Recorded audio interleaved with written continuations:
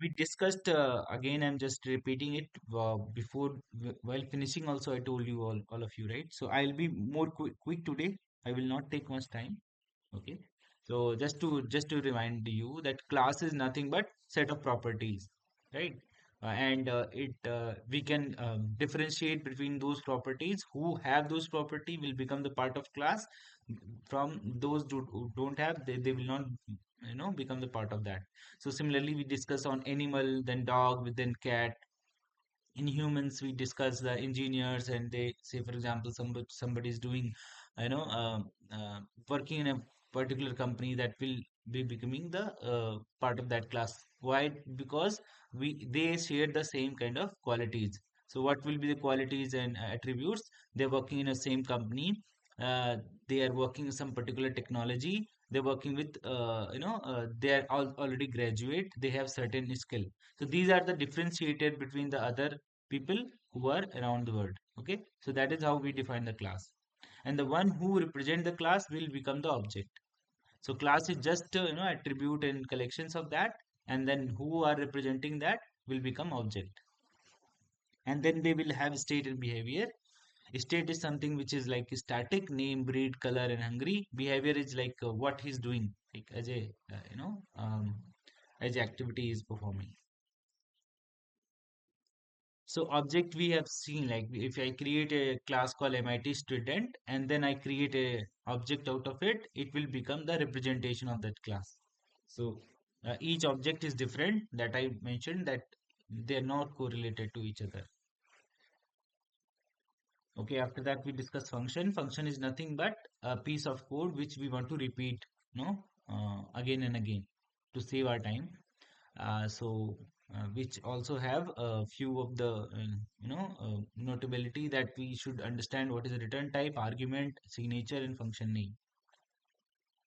Okay, and after that we understood that we can also pass object as a argument in function. We understood there is a constructor which is a part of your class. Whenever you create any class, object of any class, the first thing will be called like constructor. That is nothing but a same name method, which have property like it is not having any return type, it cannot return anything, but you can pass parameter to that. So that the basic one called default constructor, and which you pass parameter called parameterized constructor. Then we have a copy constructor in which you can copy one object from another object. So that was also having two varieties. One is default copy constructor. If you don't use anything, it will create your own copy constructor. But if you want to create your own custom copy constructor, you can do that also.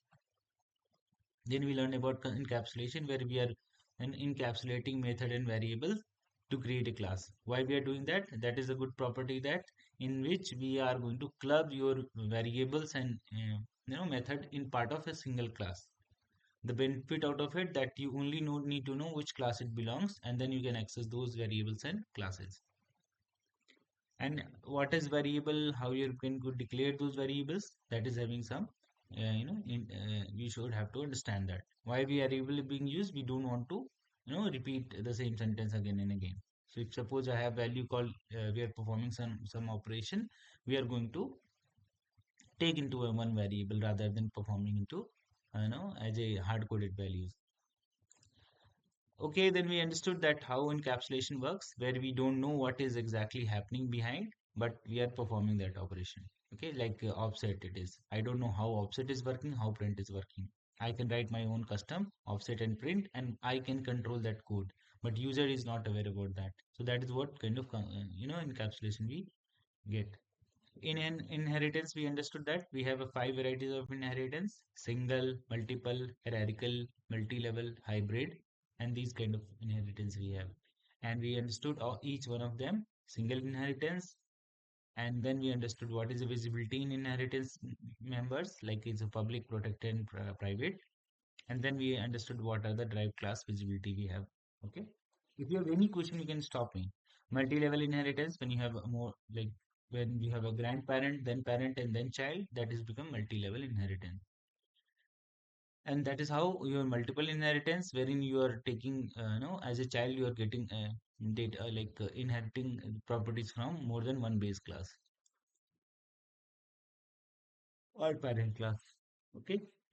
Multiple inheritance is where you are taking all of these.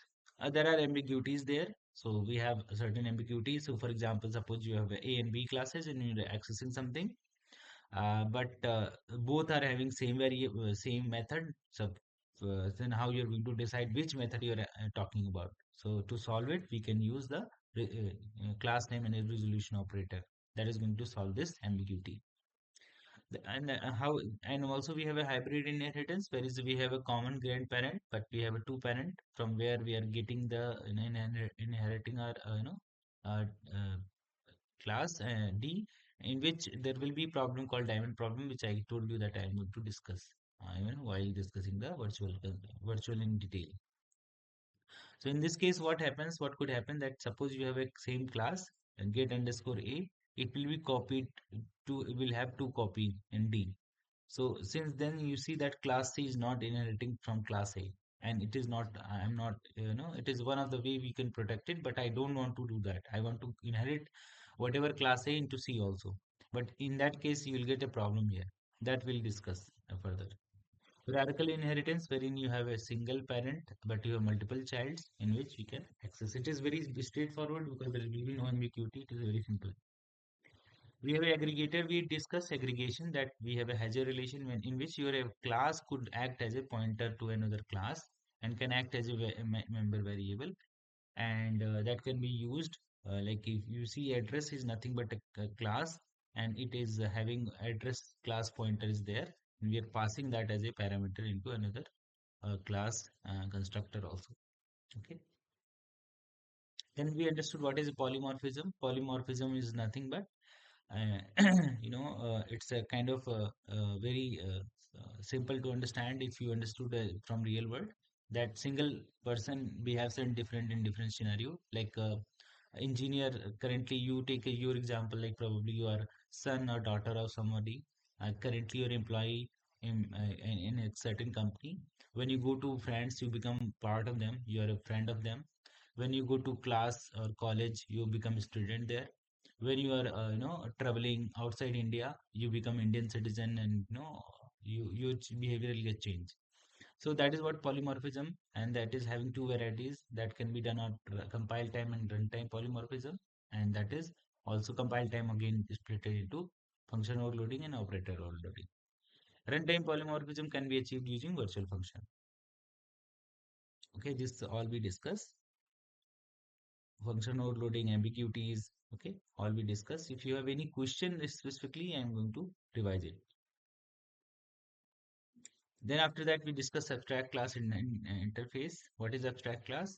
Any class which have, if one pure virtual function become abstract class, an interface which have all pure virtual functions. Then we understood what is data abstraction, how we achieve it. Data abstraction is achieved using the header and uh, classes. So we don't know that, when we write printf how it is working, or see out how it is working, that is what kind of abstraction we get.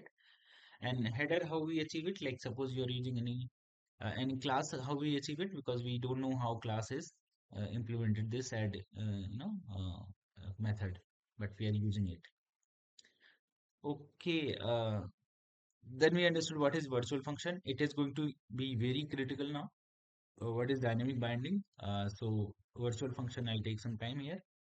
So dynamic binding is nothing but, in dynamic binding, the code is to be executed in response to the function call is decided at runtime. Okay. So at a runtime, which I told you, right? So we're going to discuss what are the steps we have just after this. So at a runtime, when your linking is happening, then you're deciding which method you're going to bind it. And to do so, we have a virtual function.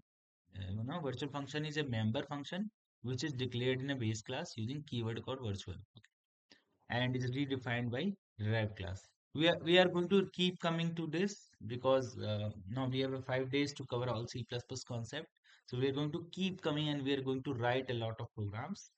So don't hesitate to ask your questions. It will be really helpful. It will, at least your foundation should be very strong after this. That is my objective. So now when I talk about virtual function, C++ virtual function is a member function in the base class that you redefine in a derived class. Okay. So why we need it? That when we have to decide between